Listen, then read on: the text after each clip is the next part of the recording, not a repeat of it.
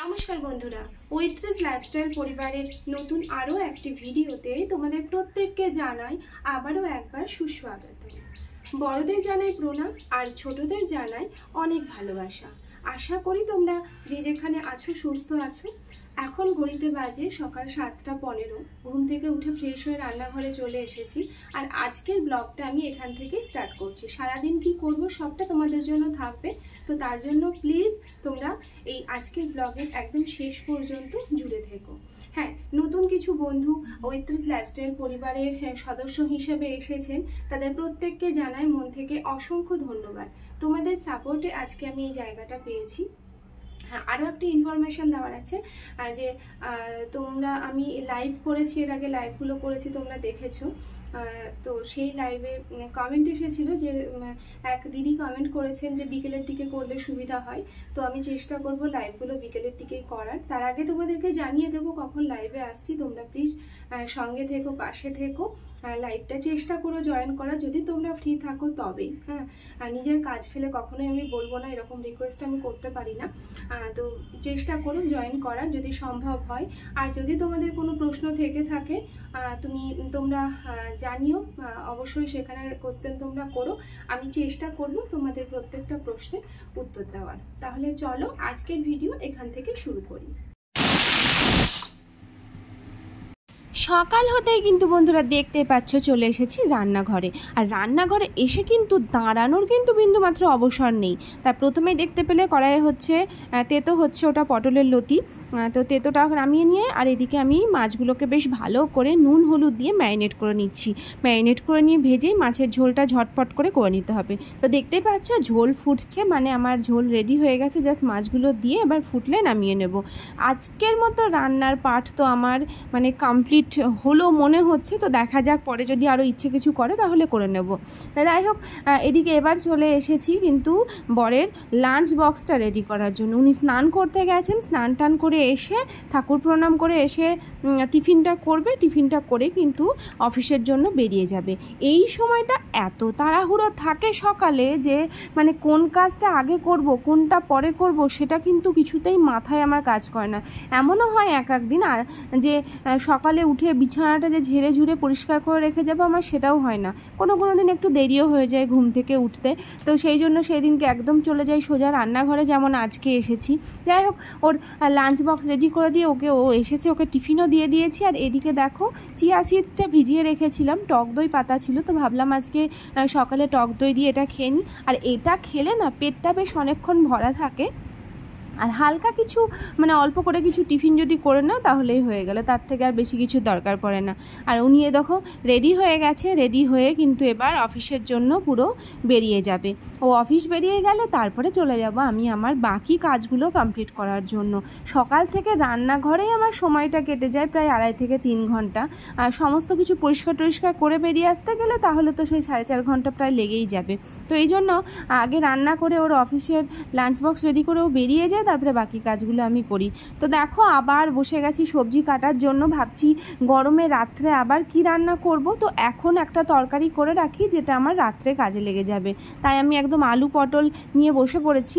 আর এই আলু পটলের যে কালো জিরে ফোড়ন দিয়ে যে তরকারিটা হয় রুটির জন্য বা মুড়ি দিয়েও খাওয়া যায়, এত অসাধারণ লাগে খেতে। তাতে যদি সামান্য একটু হিং ফেলে দেওয়া যায় তাহলে তো তার টেস্ট একদম দ্বিগুণ হয়ে যায়। তো এই তরকারিটা খেতে আমার ভীষণ ভালো লাগে। বাড়িতে মা তো প্রায় দিনই এই তরকারিটা প্রায়ই করে আমাদের। আর মায়ের হাতের তরকারি রান্নার মানে টেস্ট মানে দ্বিগুণ, সেটা আর বলে বোঝাতে হবে না। যাই হোক, তো ঝটপট করে সবজিটা কেটে নেব। সবজিটা কেটে রেডি করে নিয়ে তারপরে চলে যাব একদম রান্না বসাতে। আর ওইদিকে কিন্তু আমার বাসি সমস্ত বিছানাপত্র পড়ে আছে, সেগুলোও কিন্তু আজকে একটাও আমি পরিষ্কার করিনি। যাই হোক, কথা বলতে বলতে তারপরে দেখো আমার রান্না কিন্তু কমপ্লিট হয়ে গেছে আর নিয়ে চলে এসেছি। অল্প করেই বানিয়েছি, শুধু রাত্রের জন্য যেহেতু তরকারি সেজন্য অল্প করেই বানিয়েছি।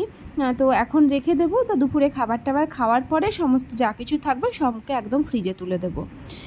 এবার চলে এসেছি কিন্তু বিছানা ঝেড়ে পরিষ্কার করার জন্য। প্রত্যেক দিন বিছানাটা ঝেড়ে ঝুড়ে পরিষ্কার, মানে আমার কি যে চাদরটা সবসময় টান টান হয়ে থাকবে, মানে দেখতে বেশ ভালো লাগে, বিছানাটা দেখতেও খুব ভালো লাগে।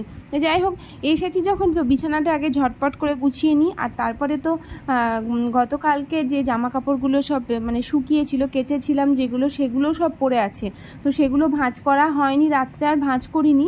তো ভাবছি এখন যখন বিছানা ঝাড় দিয়ে মানে বিছানাটাকে গোছাতে এসেছি ঝেড়ে ঝুড়ে পরিষ্কার করে, তো তখন ভাবছি এখন ওই কাজটাকেও একসঙ্গে মানে কমপ্লিট করে নিই। চাদরটা লাগে, কেননা রাত্রে এসি চালায়, আমি নিতে পারি না ঠান্ডাটা। তো ভোরের দিকে এমন ঠান্ডা লাগে যার জন্য চাদর নিতেই হয়। আর এদিকে দেখতেই পাচ্ছ সব জামা কাপড় যেগুলো ছিল সব কেচে কুচে রেখেছিলাম, সেগুলোকে সব ঝটপট করে ভাঁজ করে নিচ্ছি। আর ভাঁজ করে নিয়ে এগুলোকে সব একদম গুছিয়ে পুরো আলনাতে রেখে দেবো। তো এখানে আমার আলমারি টালমারি এখানে নেই, তো এখানে কিছু আনিও নি। মোটামুটি বেশিরভাগ আমার ভালো জামা কাপড় যেগুলো, সেগুলো আমি যতটা পারি মানে ব্যাগের মধ্যেই রাখা থাকে। খুব বেশি জামা কাপড় এখানে রাখি না, মানে আমার হয় কি 3 জায়গায় জামা কাপড় আমার ছড়িয়ে ছিটিয়ে থাকে। মানে এখানে কিছুটা রয়েছে কাশিম বাজারে, কিছুটা মায়ের ওখানে, আবার দিদির ওখানেও রাখা থাকে। কখনো হয়তো যাওয়ার সময় দিদির বাড়ি হয়ে গেলাম, ওই জন্য মানে সব জায়গাতে ছড়িয়ে ছিটিয়ে রাখা থাকে। যাই হোক, তো যে কটা কাচাকুচি ছিল সমস্ত জামা কাপড়, সেগুলো দেখতেই পাচ্ছ সবগুলোকে ভাঁজ করে নিয়েছি। আর ভাঁজ করে নিয়ে এবার এগুলোকে যত্ন করে তুলে দেবো আলনাতে।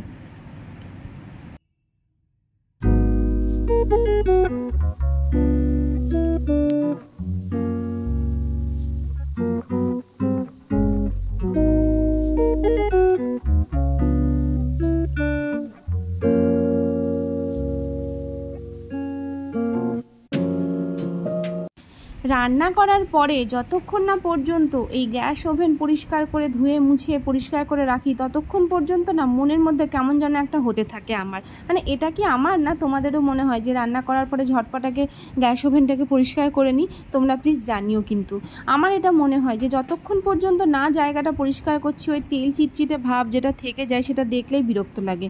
যাই হোক, কথা বলতে বলতে গ্যাস ওভেন পরিষ্কার করা হয়ে গেছে। আর এদিকে বেশ কিছু বাসন, রান্নার বাসন যেগুলো, সেগুলো সব জমেছিল। তো এবার চলে এসেছি সেগুলোকেই একটু মেজে ধুয়ে নেওয়ার। কেননা এখন যদি এগুলোকে না ধুয়ে রাখি তাহলে আবার দুপুরে খাবার টাবার বাসন হবে, সেগুলো হবে, তো অনেক বাসন জমে যাবে। এত বাসন আমার একসঙ্গে মাজতেও পারি না, এই জায়গাটা এতটা ছোট, মাজতে অসুবিধাও আমার হয়।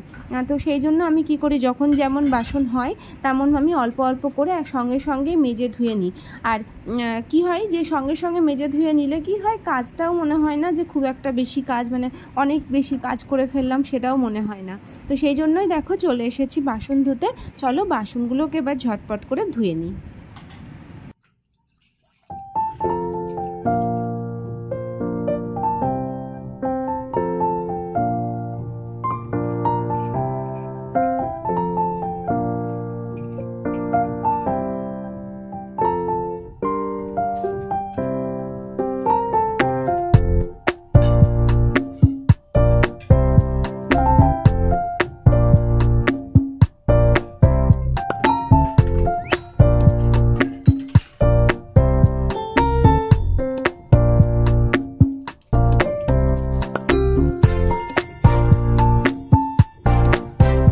আজ সকাল থেকে উঠেই কিন্তু একভাবে ছুটে চলেছি, দেখতে পাচ্ছ বাসন টাসন ধোয়া হয়ে গেছে। আর এত গরমে বারবার করে কিন্তু জলটাই খেতে ইচ্ছে করছে। আর এই মাটির কলসির জল খেতে যেন আরও বেশি ভালো লাগে। তাই যতবার জল পিপাসা পাই আমি আর দেরি করি না, সঙ্গে সঙ্গে কিন্তু 1 গ্লাস জল ভরে খেয়ে নিই। যাই হোক, জলটা খেয়ে বসিনি, সঙ্গে সঙ্গে একদম ঘরটা ঝাড় দিয়ে পুরো মোছার কাজটা কমপ্লিট করে নিলাম। কেননা ঘর ঝাড় দেওয়ার পরে মুছে নিলে কি হয় যে তাড়াতাড়ি শুকিয়েও যাবে ঘরটা। আর জানলা টানলা যেহেতু আমি খুলি না, একটু ফ্যান চালিয়ে দিই, এমনিই শুকিয়ে যায়। তো যাই হোক ঘরটার মুছে স্নান টান সেরে একদম দেখতে পাচ্ছ এক বালতি কাচাকুচি করেছি, কাচাকুচি করে একদম চলে এসেছি কিন্তু ব্যালকনিতে জামা কাপড়গুলো মেলে দেওয়ার জন্য।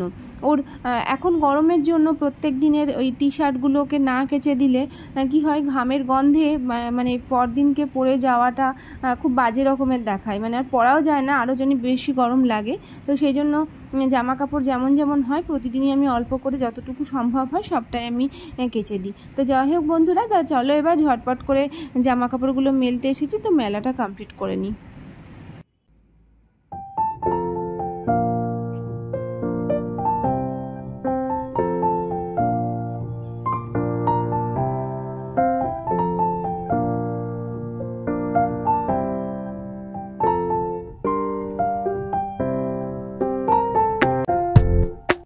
জামা কাপড় মেলে ভেজা চুলটাকে ভালো করে গামছা দিয়ে টাইট করে বেঁধে নিলাম, আর তারপরে এবার চলে এসেছি, দেখতেই পাচ্ছ না এই তুলসী গাছটা নিয়ে এসেছি, লাগিয়েছি। তো তুলসী গাছটাতে প্রতিদিন একটু জল না দিলে বারান্দাতে আমার যেহেতু রাখার আর কোনো জায়গা নেই আলাদা করে, তাই বারান্দাতে এটাকে আমাকে রাখতে হয়েছে।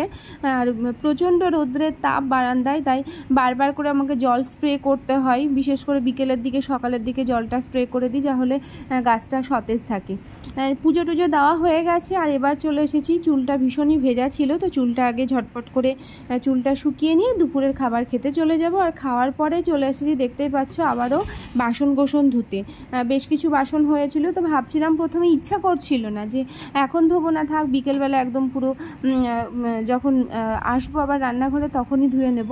তারপরে মনে হলো যে না, এই এতগুলো এঁটো বাসন আর রাখবো না রান্নাঘরে, এখনই ধুয়ে নিই। বিকেলে তো তখন কাজ করতে গেলে আরও বাসন দু একটা হবে, তখন আর একসঙ্গে ইচ্ছে করবে না, তাই একদম পুরো বাসনগুলোকে ঝটপট করে মেজে ধুয়ে নিলাম।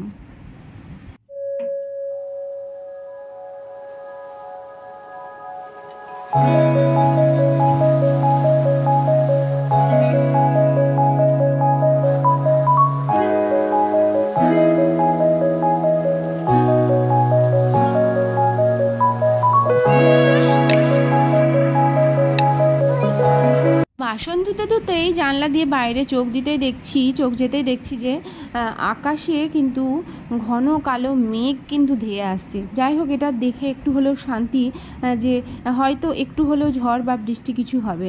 যেই না বলা, আর তারপরেই এসে ব্যালকনিতে এসে দাঁড়াতেই দেখি বৃষ্টি শুরু হয়ে গেল, এবং বৃষ্টিটা বেশ ভালো রকম জোরেই এসেছে। তো এদিকে ওর আর আমার টাওয়াল আর গামছাটা বেশ মানে 3-4 দিন পর না কাচলে একটু ভালো করে কি হয়, ওই তেল মানে ঘামের যে তেল আঠা একটা হয়ে যায়, তো সেই জন্য একটু গরম জল বসিয়ে দিয়েছি। গরম জলে এটাকে ভালো করে ভিজিয়ে রেখে দেবো, একদম 4-5 ঘন্টা 3-4 ঘন্টা মতো ভেজানো থাকবে। তারপরে বিকেলে হোক বা সন্ধ্যার দিকে হোক এটাকে একদম পুরো কেচে মেলে দেবো।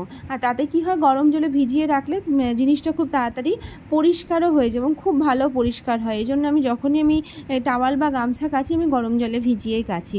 আর এবার দেখো কি জোরে বৃষ্টি এসেছে, মানে এই বৃষ্টিটা আসাতে যে এত শান্তি লাগছে দেখে, মানে দেখেও শান্তি। আর বৃষ্টির এই মানে কি বলবো, বৃষ্টিতে ভেজা বা বৃষ্টির জল মানে বৃষ্টি পড়া দেখা, এগুলো দেখার মধ্যে একটা অন্য রকমের আনন্দ আছে। তাই বৃষ্টি হচ্ছিল, তো বারান্দাতেই আমি অনেকক্ষণ আজকে দাঁড়িয়েছিলাম, খুব ভালো লাগছিল। প্রায় 1 ঘন্টা ধরে বৃষ্টিটা হচ্ছে। তো এইরকম বৃষ্টিটার খুব প্রয়োজন ছিল। এর আগের দিনকেও বৃষ্টি হয়েছে, তবে খুব একটা হয়নি। আজকের বৃষ্টিটা খুব ভালো হয়েছে। তো হঠাৎ মনে পড়লো যে এসির প্লাগটা খুলিনি, এরকম ঝড় বৃষ্টির সময় প্লাগটা খুলে দিতে হয়, তো সেজন্য প্লাগটা খুলে দিলাম ঝটপট। আর তারপরেই আজকে ঘুমোইনি দুপুরে, তো 1 থালা ফল একদম কেটে সাজিয়ে রেডি করে নিয়েছি। মৌসম্বি লেবু আছে আর কলা আছে। তো দেখলাম ঘুম যখন আসেনি, কাজ করছিলাম, নিজেরই কাজ করছিলাম, ভিডিও এডিটিংয়ের কাজগুলো করছিলাম। তো তারপরে একদম পুরো থালা ভর্তি ফল নিয়ে খেতে বসে গেলাম। তো চলো আগে ফলটা খেয়ে নিই, তারপরে আবার আরও অনেক কিছু কাজ আছে, সেগুলো কমপ্লিট করা যাবে।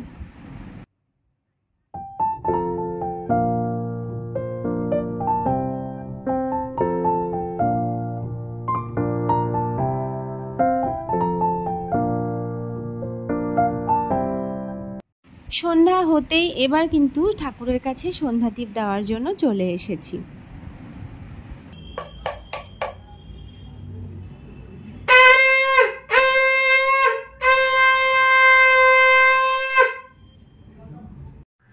বাড়ি থেকে আসার দিনকে ট্রেনে একটা দিদির কাছ থেকে এই চানাচুরের প্যাকেটটা নিয়েছিলাম।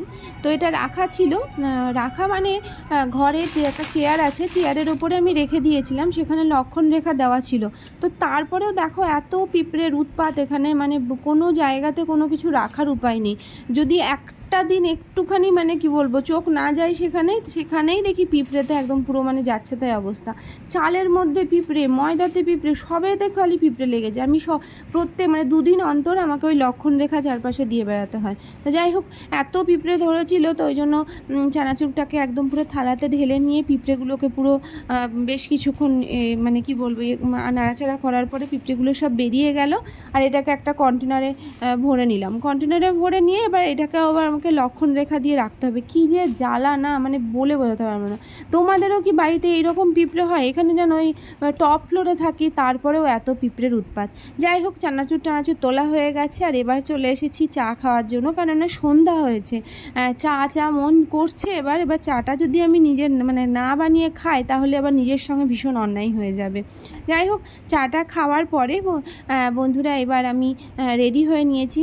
ফোন করেছিল, ও অফিস থেকে বেরিয়ে গেছে, তো ভাবছি দুজন মিলে আজকেও হাঁটতে বেরোবো বিকেলের দিকটা, সন্ধ্যের দিকটাতে ও যখন আসে একসঙ্গে হাঁটতে যাই। তো হাঁটতে বেরিয়ে পাশে একটা ইস্কনের শাখা রয়েছে ছোট্ট, তো সেখানে দেখি প্রতিদিন কীর্তন হয়। আজকে দেখছি প্রচুর লোকজন দাঁড়িয়ে আছে এবং প্রসাদ দেওয়া হচ্ছে, লাইন পড়েছে। আমাদের হাঁটা তো হলো ওখানেই, আমরা কিন্তু গিয়ে দাঁড়িয়ে পড়লাম প্রসাদের লাইনে। আর দেখতেই পাচ্ছ দুজন মিলেই একদম লাইনে দাঁড়িয়ে গেছি। বেশ কিছুটা লাইন ছিল। তো তারপরে অবশেষে আমরা যখন ভেতরে প্রবেশ করলাম, অনেক দিনের ইচ্ছে ছিল এই জায়গাটাতে ভেতরে মানে ঢুকে দেখার, তো আজকে সেই সুযোগটা হয়ে গেল। তাই ভেতরটা আমি যখন দেখলাম তোমাদেরকেও দেখিয়ে দিলাম। আর এখন লম্বা লাইন দেখতে পাচ্ছ, সামনে ওখানে সমস্ত প্রসাদ মানে দেওয়া হচ্ছে, ঠিক যেরকমভাবে ইস্কনে দেওয়া হয় এরকম সিস্টেমেই প্রসাদ দেওয়া হচ্ছে। খুব খুব সুন্দর। তো দেখো প্রসাদে কি আছে, ডালিয়ার খিচুড়ি আছে, একটা পাঁচ তরকারি ছিল, ফল ছিল, তার সঙ্গে একটা ভেজ পকোড়া, আর ছিল সাবুদানার পায়েস। অসাধারণ প্রসাদ, মানে কি বলবো, ভাগ্যে না থাকলে সত্যি পাওয়া যায় না। তো আজকে আমাদের ছিল। এসে তো প্রসাদ খেয়ে আমরা তো রাত্রে একদম ঘুমোতে চলে গেলাম। তো ভিডিও আজকে এখানে শেষ করছি। কেমন লাগলো জানিও। দেখা হবে পরের ভিডিওতে তোমাদের সঙ্গে।